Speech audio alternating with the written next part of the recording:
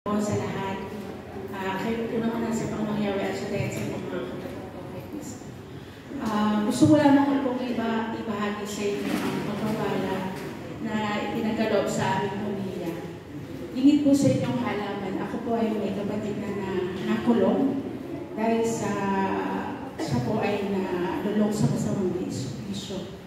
Pero salamat po sa Panginoon dahil after 1 and 5 months, nakalaya na po siya ng March 5. And talaga pong tunay po na kapag pinalangin mo po ng mataimtim sa ating Panginoong Yahweh Shaddai, ang ating lahat ng mga problema at suliranin.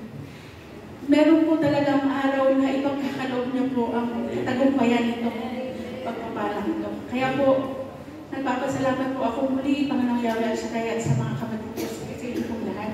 At sa MHOC po, maraming salamat po sa inyong panalangin at ang magpurit parangalay binabalik po muli sa iyo, Panginoong Yahweh Shaddai. To God be the glory. Amen. Purihin natin ang Panginoong God.